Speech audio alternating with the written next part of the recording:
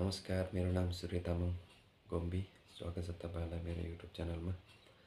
आज म तपाईँहरूलाई पिआई नेटवर्क सम्बन्धीको एउटा भिडियो बनाउँदैछु, जस अन्तर्गत चाहिँ तपाईँहरूको यदि पिआई नेटवर्कको केवाइसी चाहिँ भेरिफिकेसनमा केवाइसी पास भएर पनि तपाईँहरूको स्टेप 9 पास भएको छैन भने चाहिँ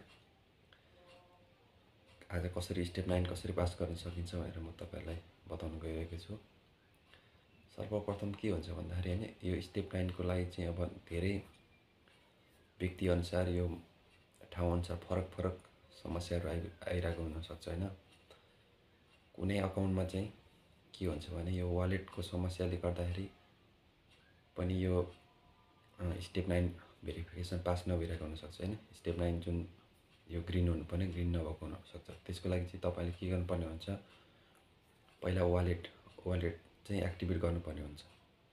वालेट एक्टिभेट गर्नको लागि चाहिँ अब कसैको फेरि चाहिँ के हुन्छ भने पहिला यो स्टेप 9 पास भएर मात्रै वालेट एक्टिभेट हुन्छ हैन। जुन दुईटै कुरा चाहिँ हामीलाई हुनु आवश्यक छ। त्यसैले यदि तपाईहरुको चाहिँ स्टेप 9 चाहिँ पास भएको छैन है, स्टेप 9 पास भएको छैन, केवाइसी चाहिँ पास भनेर देखायो तर स्टेप 9 मा चाहिँ ग्रीन देखाएको छैन भने तपाईले त्यसको लागि के गर्नुपर्छ, वालेट एक्टिभेट गर्नुपर्ने हुन्छ। कसैको चाहिँ अटोमेटिक वालेट एक्टिभेट हुन्छ है, त्यहाँनिर अप्सन देखाएको हुन्छ, वालेटमा जानुस् हैन, वालेट एक्टिभेट योर वालेट भनेर देखाएको हुन्छ। त्यसपछि त्यहाँनिर तपाईले वालेट एक्टिभेट गर्नुस्, अटोमेटिक वालेट एक्टिभेट हुन्छ। कसैको चाहिँ के कुनै अकाउन्टमा चाहिँ के हुन्छ भने त्यो वालेट नै एक्टिभेट हुँदैन क्या, वालेटमा चाहिँ एरर देखाएर हुन्छ। कसैको के भन्छ है, currently not available this method, try another method भनेर भन्छ हैन। तर त्यो समस्या देखाउँछ, तर त्यहाँनिर अरु कुनै पनि मेथडहरु चाहिँ हुँदैन क्या, अप्सनै हुँदैन। अप्सन पहिला चाहिँ यो सुरुमा चाहिँ एक्टिभ विथ बान र आगे समथिङ के एउटा अप्सन दिएको थियो हैन, जुनमा चाहिँ हामीले पिआई खरिद गर्नुपर्ने हुन्थ्यो। पछि सर्टेन समयमा त्यो चाहिँ हटायो। त्यो हटाएर अहिले सिर्फ पिआई को माइनेटसँग मात्रै हामीले वालेट एक्टिभेट गर्न सकिन्छ है। त्यही भएर कसैको त्यसरी अब वालेट एक्टिभेट भएको छैन, अब कसरी गर्ने भन्ने त अब हरेक मान्छेले युट्युब च्यानलमा हरेक मान्छेले भिडियोहरु बनाएको हुन्छ। कसैले चाहिँ अब यो तपाईको लगआउट गर्नुस् भनिरहेको हुन्छ, कहिले के भनिरहेको हुन्छ हैन। अनि एफए त 2FA त तपाईले भेरिफिकेसन गरिसक्नुभयो होला। कसैको चाहिँ अब 2FA भेरिफिकेसन गर्नुभएको छैन भने त्यसको समस्याले नि हो भनेर भन्छ। वास्तवमा अब त्यो समस्या चाहिँ के हो, समस्या चाहिँ अब एक्ज्याक्ट थाहा छैन हामीलाई पनि। अब त्यो कोर टिमलाई नै थाहा होला, उनीहरूले नै अपडेट गर्ला कसरी हैन। हामीले अब अन्तिम अवस्थामा चाहिँ त्यस्तो अवस्थामा तपाईको यो एरर आइरहेछ भने चाहिँ हामीले गर्न सक्ने भनेको चाहिँ के गर्न सकिन्छ भने कोर टिमलाई चाहिँ हामीले मेसेज गर्नुपर्ने हुन्छ है।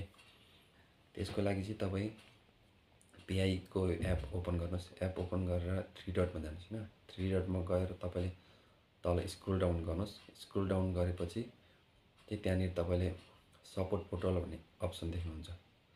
सपोर्ट पोर्टलमा चाहिँ क्लिक गरेपछि तपाईलाई वेबसाइटमा रिडाइरेक्ट गर्छ हैन। त्यसपछि वेबसाइट खुल्छ। त्यो वेबसाइट खुलेपछि एउटा फर्म तल खुल्छ। फर्ममा चाहिँ तपाईलाई त्यहाँनिर फर्म खुल्छ, तल सर स्क्रोल डाउन गर्दै जानुस्। स्क्रोल डाउन गर्दै गएपछि तल तपाईलाई अप्सन देखाउँछ के कुन चाहिँ तपाईको प्रब्लम हो, केवाइसी सम्बन्धी हो कि अरु के 4-5 प्रब्लमहरु देखाउँछ हैन। त्यसमा तपाईले चाहिँ वालेट एन्ड ब्राउजर भन्नेमा क्लिक गर्नुस्।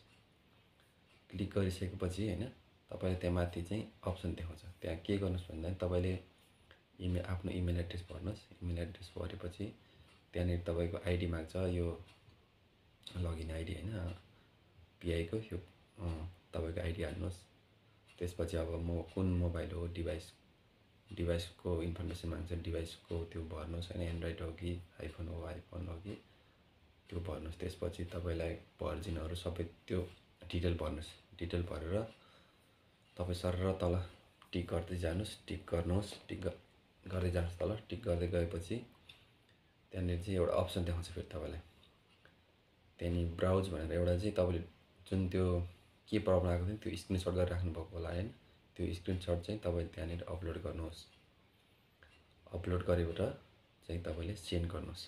सेन्ड गरिसकेपछि चाहिँ तपाईको यो मेल चाहिँ कोर टिमलाई जान्छ, पिआई कोर टिमलाई जान्छ। त्यसपछि चाहिँ योगाको अब कम्तीमा 3 दिन 3 दिनदेखि 5 दिन 7 दिन कति दिन हुन्छ तपाईँले वेटिङ गर्नुहोस्। त्यसपछि चाहिँ तपाईँको यो स्टेप 9 को समस्या पनि समाधान हुन्छ र तपाईँको वालेट पनि एक्टिभेट हुन्छ। यसरी चाहिँ हामीले वालेट एक्टिभेट गर्न सक्छौँ। र अनि तपाईँले अब कसैले जब यो 2FA चाहिँ अब भेरिफिकेसन गर्नुभएको छैन भने चाहिँ भेरिफिकेसन गर्नुहोस्।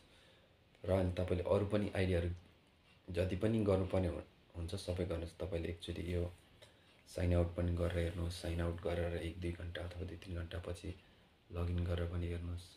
तपाईँको यो पासपोर्ट चाहिँ अपडेट गर्नुपर्ने हुन्छ, पासपोर्ट अपडेट पनि गरेर हेर्नुहोस् हैन। अब त्यहाँ अहिले त धेरै अप्सनहरू निकालेको छ यो पिआईले। अब पहिला तपाईँको अब त्यस्तो मोबाइल चेन्ज गर्न मिल्थेन, अहिले त अब तपाईँले मोबाइल पनि चेन्ज गर्न सक्नुहुन्छ, इमेल एड्रेस पनि चेन्ज गर्न सक्नुहुन्छ। यो सबै यदि चेन्ज गर्नुपर्ने छ भने गर्नुहोस् र सबै गरेर हेर्नुहोस्। यति गरेपछि तपाईँको यो समस्याको समाधान चाहिँ हुन्छ है। र यतिसम्म तपाईँहरूले मेरो भिडियो हेरिदिनु भएकोमा धेरै धेरै धन्यवाद। आशा छ हैन तपाईँहरूको समस्याको समाधान भयो होला। अनि के कस्तो भयो, मेरो भिडियो कस्तो हुँदैछ कमेन्ट गर्नु होला, लाइक सब्स्क्राइब गर्नु होला मेरो च्यानललाई। कस्तो हुँदैछ, के को बारेमा भिडियो बनाउनु, पिआई सम्बन्धी अरू के को भिडियो बनाउनु पर्ने छ कमेन्ट गर्नु होला। हस्, यति भन्दै आजको भिडियो चाहिँ यहीँ टुङ्ग्याउन चाहन्छु। हस्।